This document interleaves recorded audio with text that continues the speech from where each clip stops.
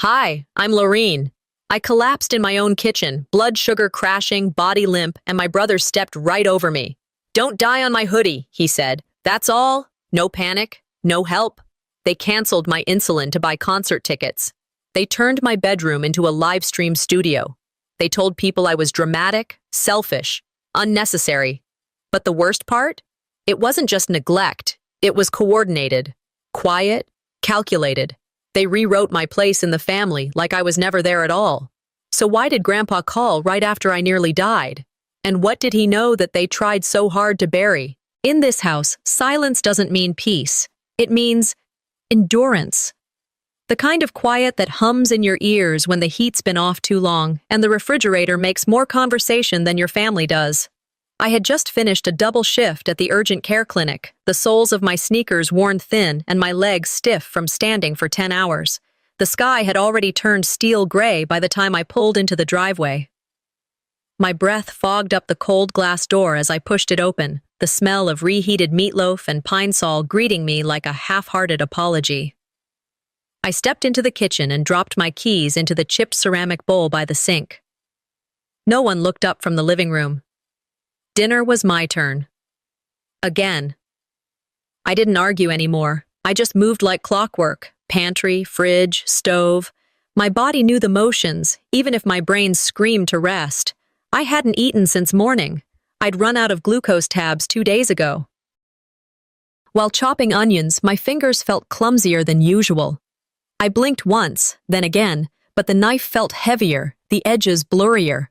My knees buckled as the room lurched sideways. "Not again," I whispered, gripping the counter. My hands trembled, legs twitching as the floor rose to meet me. The cold tile greeted my cheek with a thud. I heard the sizzle of the pan behind me, the faint buzz of the microwave. No footsteps. The seconds stretched. My pulse thudded in my ears, too fast and too loud, like a drum roll to a punchline no one asked for. I barely registered the creak of the door opening. Someone had come in. Damn it, Lorene. A sneaker stepped over me, literally, over my hip. I caught a whiff of cologne and sweat. Trent. "Don't die on my hoodie," he muttered, yanking his gym bag up higher on his shoulder. I heard the fridge open, something pop, a gulp of water. Then the door slammed again. I tried to speak. My mouth moved, but the words didn't come out. The weight of his indifference hit harder than the fall. I lay there, unmoving, staring at the grain of the cabinet. "Don't die on my hoodie," looped in my head over and over until it didn't sound real anymore. I remembered the Halloween when I was 8. He stole all my Snickers and told Mom I ate them. She believed him, said I had to learn to share. I remember wondering what sharing meant if it only went one way. Upstairs, I could hear the laugh track from some sitcom Vera was watching. Her cackling blended in. She wasn't coming. She never did. I shifted, or tried to. My limbs were lead. My mouth tasted like pennies. If I die here, I thought, would they even pause the show? A dull buzzing broke through the haze. My phone. Somewhere near the trash can. With every ounce of willpower, I turned my head. I saw it. My phone face down, buzzing again. I dragged my hand inch by inch, nails scraping the floor toward the light. "Still alive?" The screen read. "Had a weird dream about you." It was Claire. I blinked hard, focused on my fingers, and managed 3 words. "Not okay." That was enough. The message sent. The phone dimmed. 10 minutes later, sirens. I heard the tires crunching the driveway gravel, the doorbell frantically ringing. Still, the TV upstairs blared. Then pounding on the door. A voice yelled from outside. Deep, urgent, male. "We need entry now." I smiled, barely. Not because I was safe yet, but because I knew something they didn't. They'd locked the door. The next time I opened my eyes, the ceiling was white. Too white. I heard muffled chatter outside the door, someone pushing a squeaky cart down the hall. My tongue was dry, my throat raw. I turned my head slowly, IV in my arm, beeping machines, antiseptic in the air. I wasn't home. There were no familiar kitchen sounds, No sitcom laugh tracks upstairs, no clinking of plates or TV dinner trays. Just stillness and a quiet too sterile to be comforting. A nurse passed by, peeked in, offered a small smile. She didn't say anything about family. It was Claire who kept calling. One of the younger nurses told me that, said it gently, like it might hurt to know. Your friend Claire, she's been checking in every hour since last night. She dropped off your charger and some socks, real fuzzy ones. I nodded. Couldn't speak yet. My lips were chapped, and my mouth couldn't form the words I wanted. What I wanted was to ask if my mother had called. Or my brother. Or anyone whose blood ran in the same veins as mine. But I already knew the answer. They didn't forget. They just didn't come. The nurse looked like she wanted to say something else, then gave me that polite, distant look people reserve for abandoned things they aren't supposed to question. She adjusted my IV and walked out, her silence confirming everything. Lying there, I stared at the ceiling panels until a memory rolled in without warning. 13 years old, sitting cross-legged on the floor, tearing open a shiny birthday bag. I thought it was a dress I'd pointed out at the mall a month earlier, but inside were two faded sweaters, both slightly too big and unmistakably used. I looked up, confused. Vera barely glanced at me from the couch. Don't be picky, she said. It's still good. Your cousin only wore them a couple times. That same week, Trent got a new gaming console. No secondhand packaging. No one told him to be grateful. I folded the sweaters back into the bag without a word. I'd learned by then that making a fuss didn't change the outcome. It just made dinner colder. Years later, during high school finals, I was running a fever, shaking through practice tests. I asked if I could skip church one Sunday to rest and study. Vera didn't look up from her coffee. I'm already on meds because of your whining, she snapped. You can't just fall apart every time things get hard. That week, Trent skipped school entirely and was praised for managing his stress like an adult. The irony would have been funny if it hadn't been my life. In this bed, hooked up to machines because no one thought it worth checking on me, I realized something I'd ignored for too long. It wasn't that they forgot me, it's that they rewrote me. I didn't exist in their version of this family unless I was a problem, or invisible, emotional erasure. That's what it was. Maya Angelou once said, when someone shows you who they are, believe them the first time. I had dozens of first times. I just kept trying to believe something better. My phone buzzed again. Still no visitors? Claire's voice came through in a soft recording. I'm in the parking lot. They won't let me in just yet, but I brought your charger. And your fuzzy socks. I knew you'd forget. My eyes watered, not from sadness, but from the sheer contrast. She remembered the socks, something Vera had rolled her eyes at every winter. Buy thicker shoes was her solution. Dr. Dorian came in about 10 minutes later. Calm presence. Measured voice. You were lucky your friend acted quickly, he said. Your glucose was through the roof. Your organs were already reacting. Another hour, and we'd be having a very different conversation. He paused, looking over his clipboard, then directly at me. Did something happen at home? I thought about the hoodie comment. The silence. The food bowls for the dog placed neatly next to an empty fridge shelf. I looked at him. Something always happens at home. Before he could ask more, a nurse stepped in with a clipboard and a half smile. Lorene, you have a phone call. Name's Marvin. I sat straighter in the bed than I had all morning. Grandpa, I held the hospital phone receiver close, trying not to let my hand tremble. His voice came through calm, deep, a little slower than I remembered, but unmistakably his. You don't sound surprised I called. I took a moment. I didn't think you had my number. Marvin chuckled softly, the same way he used to when I'd say something too clever for my age. You forget. I never forget my own.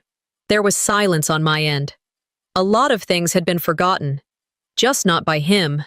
He asked gently if Vera had come by. I said yes before I could stop myself. The lie felt sour in my throat. Marvin didn't comment. He let it hang in the air before adding, that night, someone accessed the home's old security system. I still get pinged when anyone touches it. I didn't know how to answer. I stared at the whiteboard across the room where a nurse had scribbled, "Today is Wednesday," in blue marker. It felt wrong, like time had continued without me. "I watched the footage," Marvin said, voice even. "They walked past you like you were an inconvenience. I knew, Lorene. Before the paramedics ever got in, I knew." I shut my eyes. Somehow hearing it from him hurt more than living it. We stayed on the line for a while, neither of us speaking, just breathing. Until finally he said, "You still have that yellow envelope I gave you years back?" I blinked. "The one with the USB?" "Exactly." That one word dropped me straight into a memory I'd buried beneath a pile of smaller betrayals. I'd just turned 21.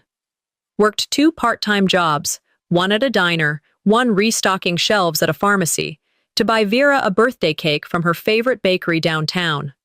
I even picked out a deep burgundy scarf, soft and expensive, the kind she used to stare at through boutique windows, but always said was too frivolous. The morning after, I woke up early to make sure the gift was on the kitchen table. Vera didn't mention it. By lunchtime, Trent had posted a photo, Vera smiling, holding the cake, the scarf draped around her shoulders. The caption read, "Thanks to my son for making Mom feel special." She liked the post, then shared it. No correction, no acknowledgement, just silence. I didn't ask. I'd learned better by then. The fastest way to kill a moment was to remind them you existed in it. Years later, when Grandma Ruth died, I stayed up for 3 nights writing her eulogy. I collected old photos, scanned every note she ever wrote me. I even designed the funeral program, front and back, so it wouldn't look like the ones printed at gas stations. I submitted everything to Vera. The printed version at the service didn't have my name on it. No eulogy. Trent gave a 5-minute speech about how Ruth made awesome cornbread and never missed church. When I asked why my part had been cut, Vera said, "It's easier this way, clean, focused." She meant quiet. She always meant quiet. Lying in that hospital bed, phone still pressed to my ear, it hit me like ice water. I hadn't just been overlooked.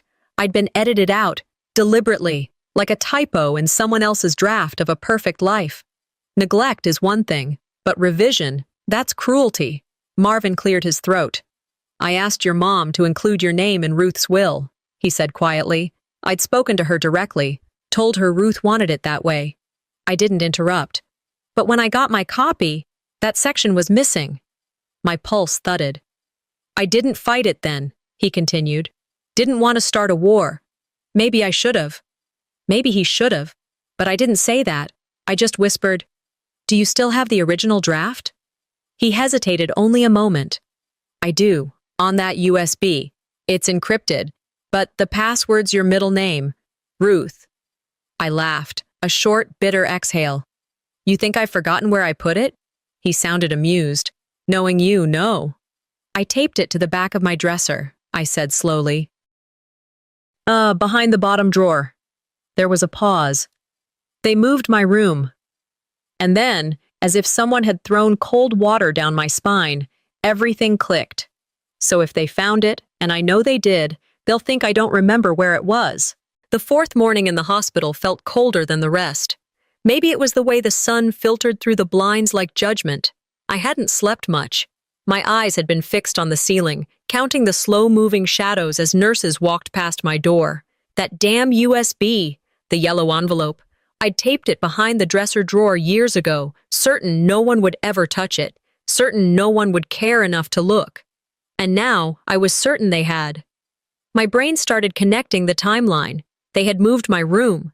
Vera had casually said it was to open space for storage. But it was more than that. Every time I tried to remember a moment I belonged, it came back hollow or twisted. They weren't just neglecting me, they were clearing me out. I remembered a field trip in middle school, a science museum upstate. It cost $62. Not a fortune, but more than I had. I asked Vera if we could afford it. Her face twisted like I'd asked for a car. "You're not dying," she scoffed. "Girls are supposed to be stronger than this. Deal with it." That night, I tucked the permission slip under my pillow, then quietly ripped it in half. I watched the yellow paper flutter into the trash next morning while Trent walked out the door in his new sneakers, chattering about some band trip he didn't even want to go on. 2 years later, I asked to join the after-school STEM competition. My chemistry teacher had pulled me aside, said I had a knack for systems. His words, not mine. Vera barely looked up from her phone. Those things are for boys who can afford to waste time. Mom, I tried. Do you want to get married or not? Who's going to date a girl who's too busy soldering wires? Trent, meanwhile, got a guitar, art supplies, and a monthly gym membership. Because boys need hobbies to stay out of trouble. Apparently, girls needed to stay small, unnoticed, useful. Back in my hospital bed, I sat up, grabbed my phone, and stared at the call log. I hadn't spoken to Vera since the ambulance. I didn't want to, but this wasn't about wanting anymore. The line rang 3 times. Vera answered like nothing happened. Hi, sweetie. Glad you're feeling better. I stared out the window. Did you move my dresser? There was a pause. That old thing? We put it in the garage. We needed the room. I thought you'd be gone for a while. Gone. Not healing. Not recovering. Gone. I let the silence stretch before I spoke again. Don't touch my things again. She laughed, the fake kind she used when someone at church commented on her perfume. Lorene, is something wrong? If you find a USB, I said, voice flat. Don't erase anything. Another pause. Are you accusing us of something, Lorene? Not yet, I replied. But you should be worried that I'm keeping track now. There was a long inhale on her end, the kind of breath you take before letting loose, except she didn't. She just hung up. No goodbye, no apology, just a click. I dropped the phone into my lap and let my head fall back against the pillow. The ceiling tiles hadn't moved, but I saw everything differently now. People don't fall apart all at once. They're chipped at, day by day, with small slights and quiet exclusions. You don't even notice how hollow you've become until someone finally listens, and you hear how loud the silence used to be. My phone buzzed. A text from Claire.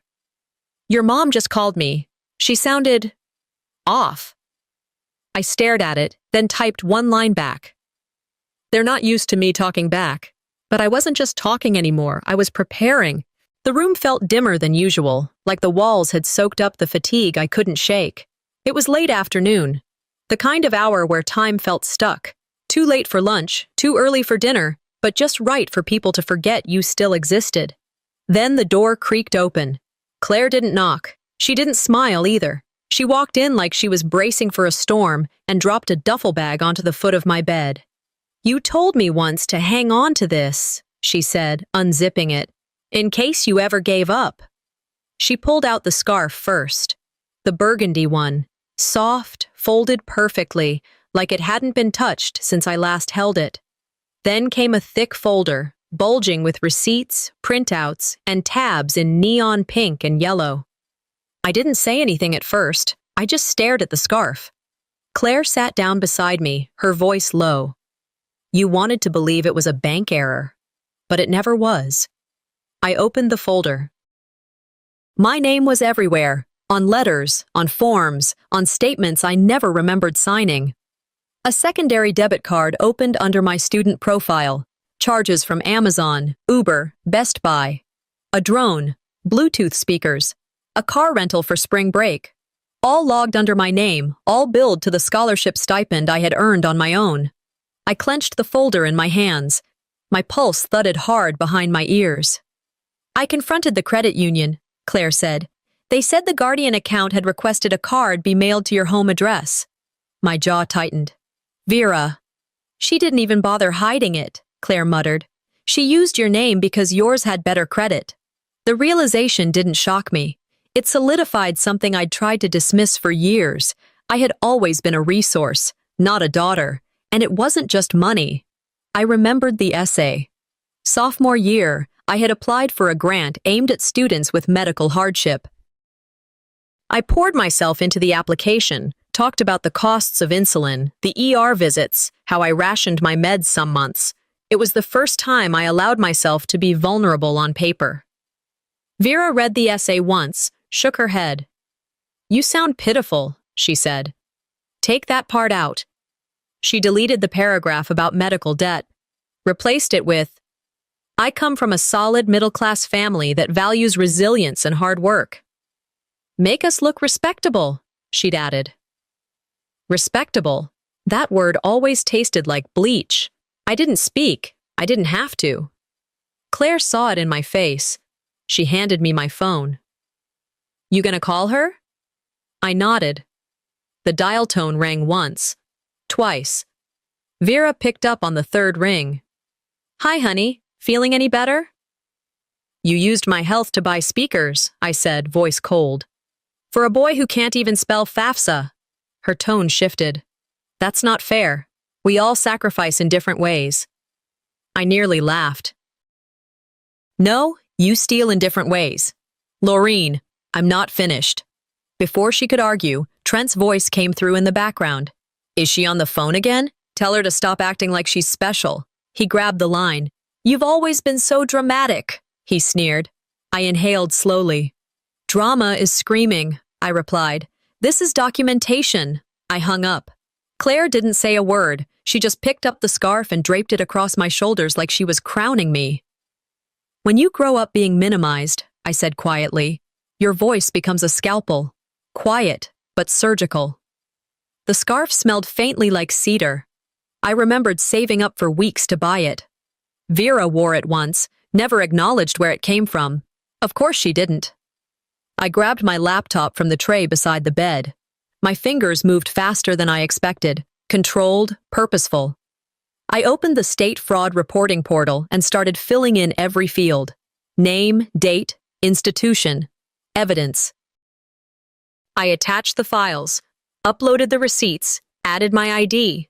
I wasn't sending a warning anymore. I was sending consequences. Just as I hit submit, my phone buzzed again. New email. Subject, security alert, unauthorized attempt to access your student aid account. I didn't even blink. I just smirked. Now they're scrambling. By early evening, the air in my room felt thick with unspoken things. I hadn't turned on the television or asked for visitors.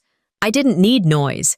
I needed clarity, the kind you only find when you're quiet long enough to let truth crawl up from under all the excuses. I spread Claire's folder out across my lap. Every receipt, screenshot, and printout in perfect rows. Her handwriting in the margins was brisk, efficient. There was no room left for maybes. "You don't have to scream to be heard," I whispered to myself. "You just need records." One report stood out, an EMT form she'd acquired through a patient advocacy request.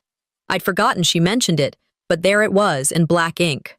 Initial attempt to enter residence was denied by maternal guardian.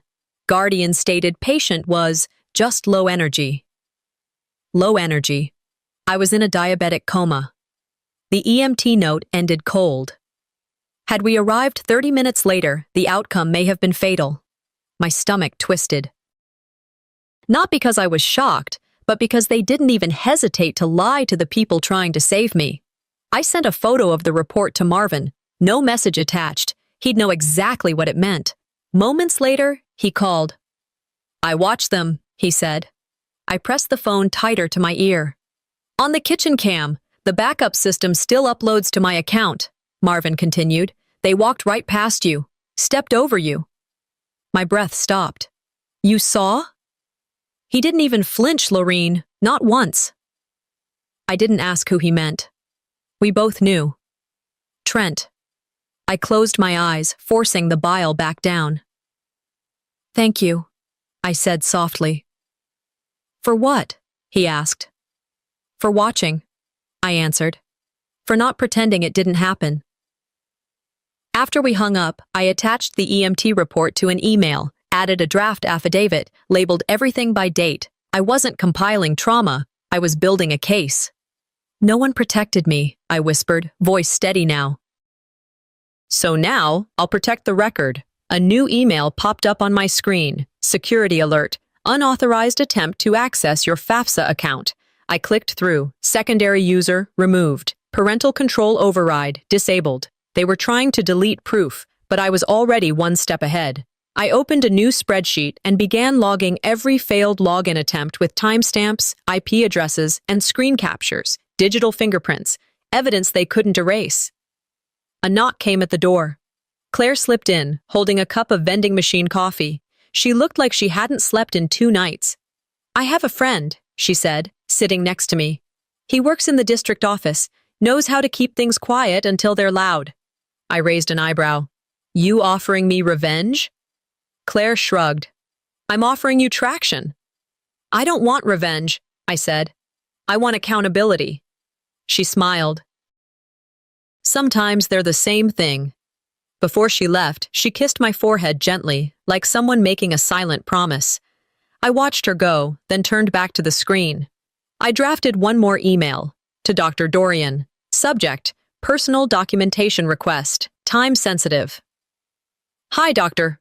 Dorian. I'm formally requesting a full copy of my medical records under HIPAA protections. Please include all access logs, notes, and documents from my admission onward. If any record was accessed prior to my consent, I'd like that flagged." I signed and hit send. "They're going to say I'm being dramatic," I muttered. "They always do." This time, I'd let the documents speak louder than any apology they never meant. Just before I turned off the screen, another email landed. Subject: Records attached. Prior family account access logged. "We're investigating." I stared at the screen, no longer shocked. They've been covering tracks before I even woke up.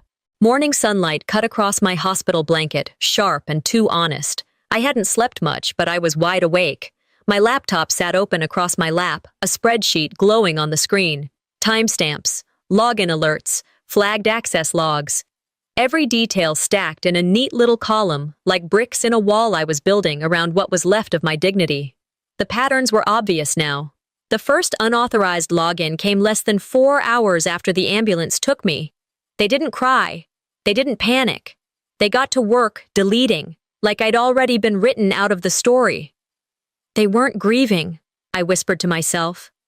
They were erasing. A knock came. Claire didn't wait for me to answer. She stepped in, holding a USB drive and a paper bag. "You need to hear this." I muted the TV, one of those morning shows with too much fake laughter, and took the drive. "Is it bad?" "Let's just say they weren't exactly whispering."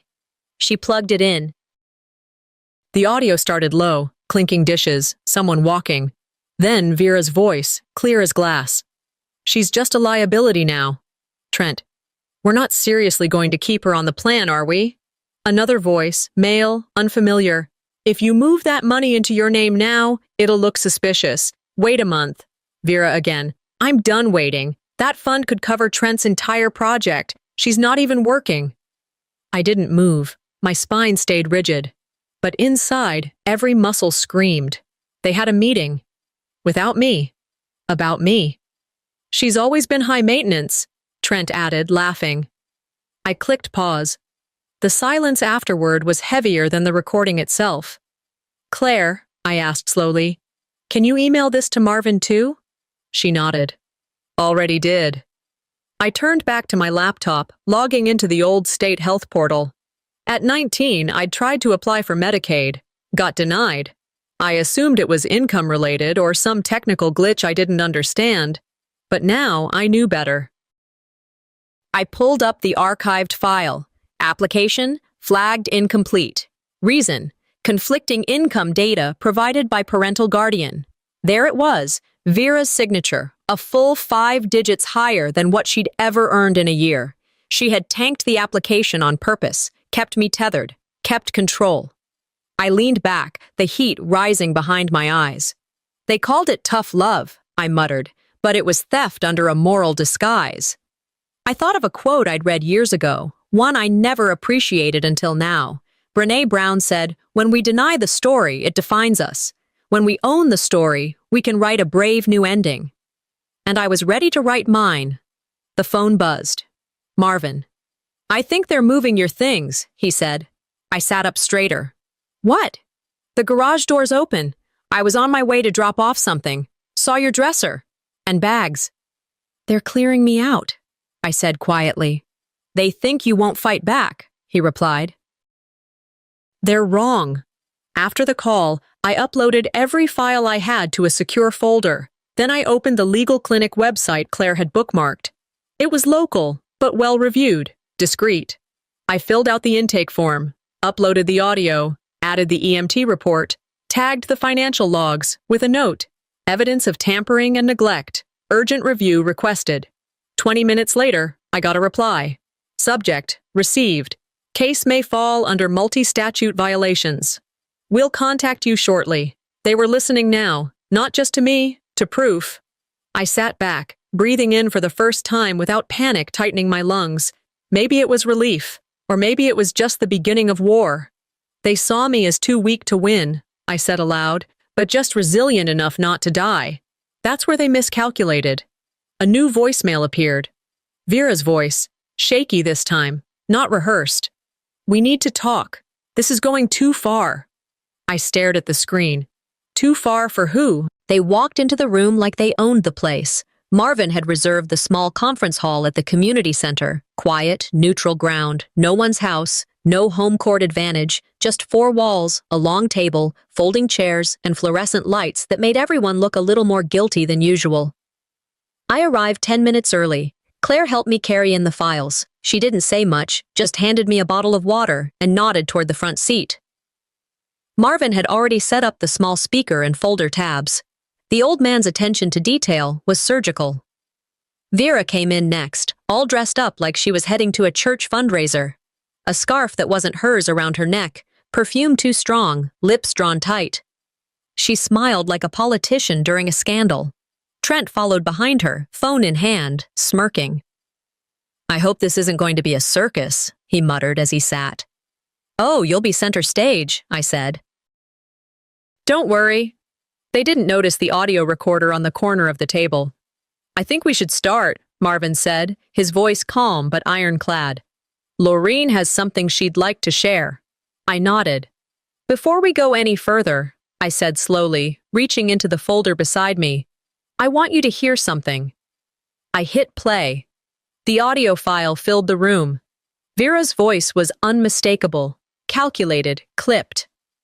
She's just a liability now. That fund could pay for Trent's project. Trent's voice followed, laughing. She won't even know. She doesn't read any of that stuff. Another voice, Michael, a family friend. Just make sure no one audits that account. You move it now, they'll trace it. Silence followed. Trent looked up first. Where the hell did you get that? Don't worry, I said. It's admissible. Vera's hands shook slightly. She gripped the table. Laureen, you're twisting. I raised a hand. There's more. Marvin stood next. This is the draft of Ruth's will, he said, lifting a sealed envelope and laying it in front of them. The original one, the one I sent to your email, Vera. Compare it to what you submitted to probate court. She didn't move. I highlighted the missing sections, Marvin added, including the line where Ruth left part of her estate to Laureen. Trent scoffed. It was a miscommunication. No, I said, standing slowly. It was erasure. Vera's face turned red. We did what we had to do. Trent had real needs. We couldn't afford to split everything. You made decisions for everyone, I said, without consent, without honesty. Trent leaned back, arms crossed. So what? You never went without. I almost died, I snapped. That's not the same as going without. 2 seats down, a woman shifted. Marvin had invited 2 of Grandma Ruth's closest friends, retired teachers, both widows, both lifelong members of the same church Vera only showed up to on holidays. Beside them sat Pastor Willis, who had officiated Ruth's funeral and hadn't spoken to Vera since. Their stares said everything. Vera's voice rose. This is a family matter.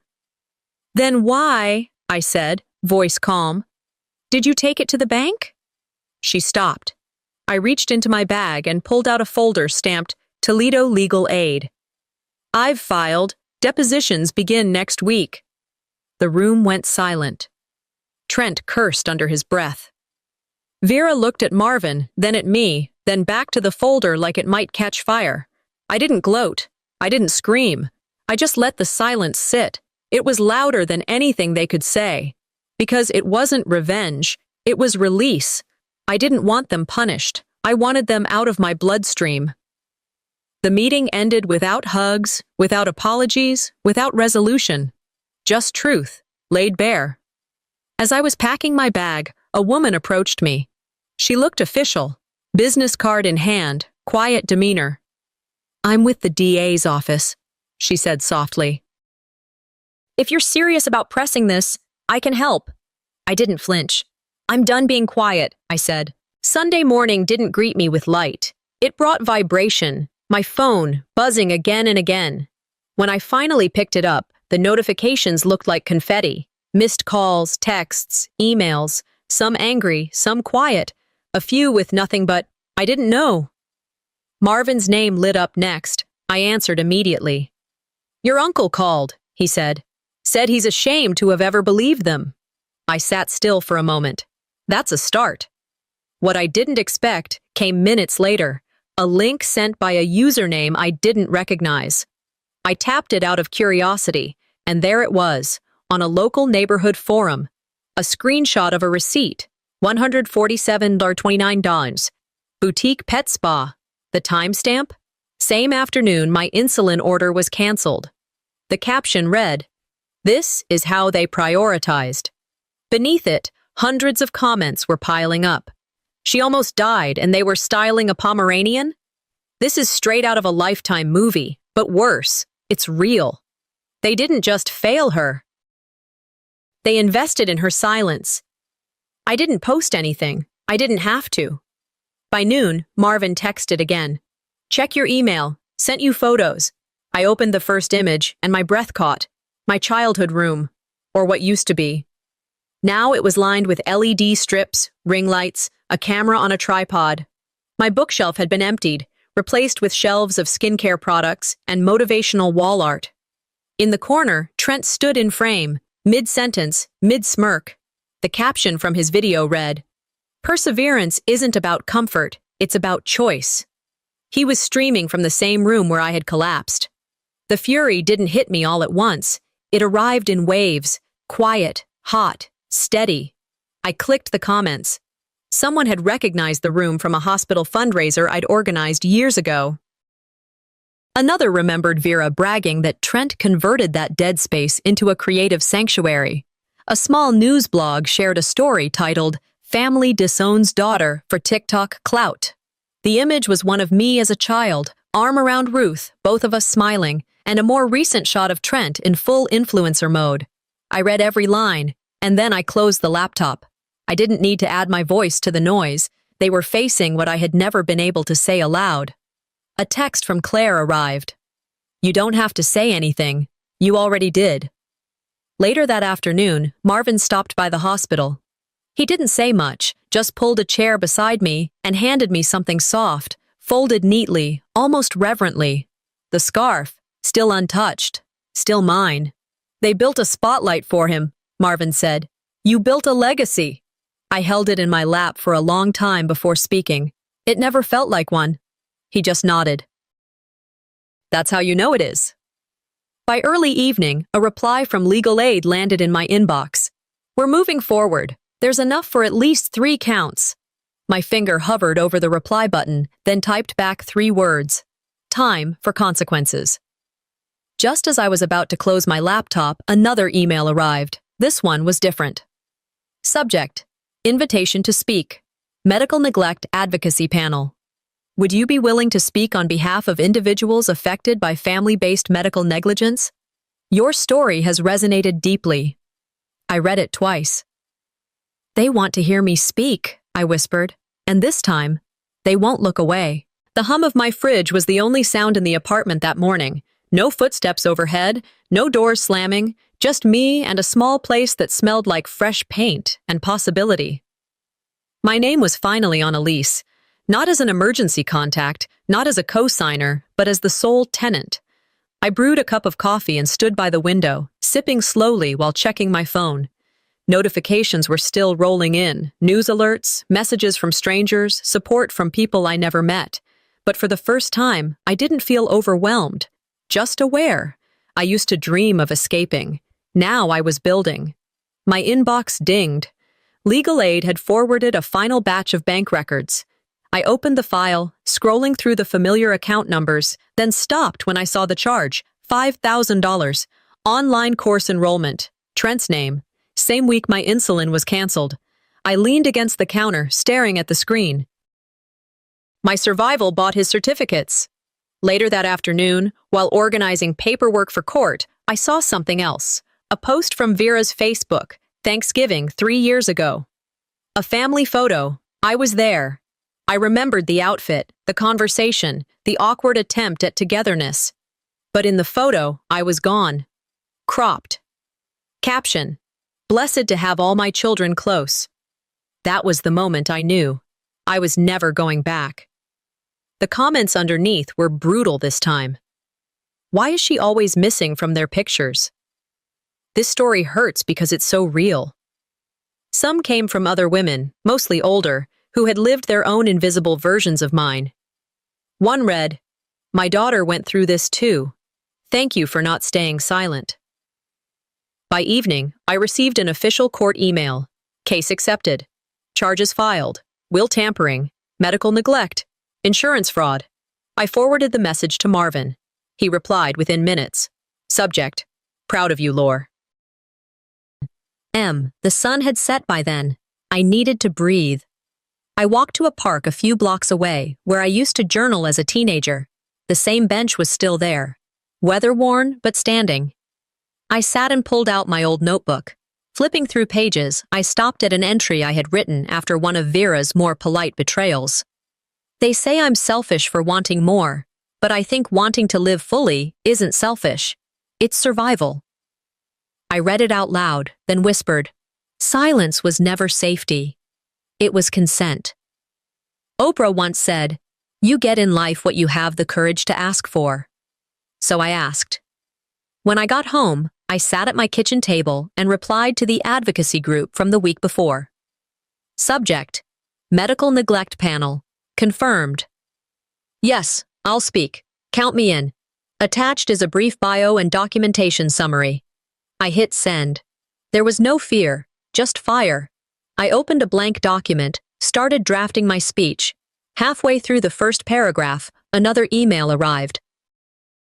Subject: Defamation threat. Cease desist. Due to legal complications, your family has retained counsel and issued a formal statement. Continued public commentary may result in civil action. I read it twice, then smiled, because this time I had a lawyer too. The letter from the lawyer went out first thing that morning, a simple, unemotional response to their cease and desist. All statements made by my client are supported by verifiable documentation. No retraction will be issued. I sat across from my attorney in the quiet of his office, the light from his desk lamp reflecting off the edge of the polished table. He glanced up over his glasses and said, "They're not building a case. They're trying to save face. There's a difference." It didn't feel like victory, just clarity. I left the office and walked the few blocks home to my apartment, letting the cold air bite gently at my cheeks. The same air that once felt heavy now felt clean, sharp, like truth. Back in my apartment, I stood in the center of the living room, surrounded by things I had chosen: a blue lamp, a framed print of Ruth's handwriting, my couch, my peace. I didn't want an apology anymore. I wanted peace in knowing I didn't need one. That evening, Marvin and I sat on the couch in silence, a mug of tea in his hand, my legs curled beneath me. He handed me a note, old but preserved. It was written in Ruth's handwriting, "To my granddaughter who sees everything, even when no one looks at her." I finally cried, not for what I lost, but because someone, once, saw me clearly. "You know," I said softly, wiping a tear from my chin, "Vera once told Aunt Mel I was too emotional to care for you." Marvin turned his eyes to me slowly. "She said that?" I nodded. "I heard it. I was 15. You were sick. I offered to stay home with you." He took a deep breath. "Do you regret it?" "Not for a second." He set the mug down. "I regret thinking they were still worth trusting." 2 days later, I stood in front of the final box, full of things Vera had sent over. Old medals from elementary school, journals, a drawing I made in 3rd grade that Ruth once hung on her fridge. I didn't want any of it. I carried the box to the community center's donation pile and walked away. I didn't need physical evidence of the years I wasn't loved, I whispered to myself. Later that afternoon, a message popped up in my inbox from Trent. Subject: It didn't have to be this way. I stared at it for a moment. Then I composed a reply. I deleted it. Instead, I sent back a blank message with only one subject line. It did, and it was always going to be. That night, as I finalized the slides for my speech at the advocacy panel, I felt something I hadn't in years: agency. Not just over my past, but my voice. My speech was titled, Silenced by Blood, Rescued by Proof. I practiced the final line in the mirror until it landed just right. Sometimes survival isn't enough. You deserve to thrive. Just as I saved the final draft, Claire walked in, holding a manila envelope. You said you didn't want it, she said, her tone quiet but purposeful. But I think you should read this. She handed it to me. No return address. Just my name, Vera's handwriting. I didn't want to open it, but sometimes healing means reading what won't heal you. The letter smelled faintly of citrus, Vera's old perfume. The handwriting was hers too, tight and controlled, like always. It wasn't an apology. It wasn't remorse. It was defense in cursive. You never understood how hard it was to raise a child like you, she wrote. I folded the letter twice, lit a match, and dropped it into the ceramic dish by the window. The flames curled the paper slowly before it collapsed into ash. No smoke alarm sounded. No one knocked to check on me. It was fitting. At the courthouse, I wore the same scarf Marvin had given me, the same scarf I once bought for Vera. It had changed hands so many times it felt neutral now, like the final thread of a past I was ready to cut clean. When it was my turn to present, I stood without hesitation. I handed the clerk a small black USB drive, labeled in silver Sharpie, Ruth. Inside were Ruth's original will, the altered financial statements, and the kitchen camera footage Marvin had preserved. It showed Trent stepping over me, Vera offering no help. It wasn't dramatic. It was damning. The judge took her time. She reviewed everything silently, glasses pushed low on her nose. Then she looked up at the room. This case was never about money, she said. It was about value, and who was denied it. Vera's sentence was suspended, on paper at least, but she was ordered to pay restitution in full, including hospital costs and legal fees. Trent was fined, barred from managing anyone's finances in any state. The court gave them a choice: issue a public apology or lose any leeway in repayment terms. They issued the apology. Stiff, rehearsed, read off a sheet. I didn't watch it live. Instead, I posted one photo, me outside the courthouse, scarf wrapped around my neck.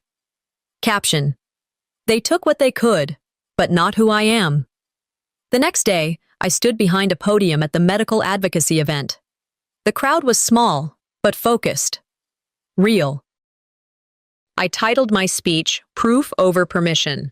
I opened with a quote from Eleanor Roosevelt. No one can make you feel inferior without your consent. I didn't tremble once. I used to beg for a seat at their table, I said. Now I'm building my own. Applause was gentle but lasting.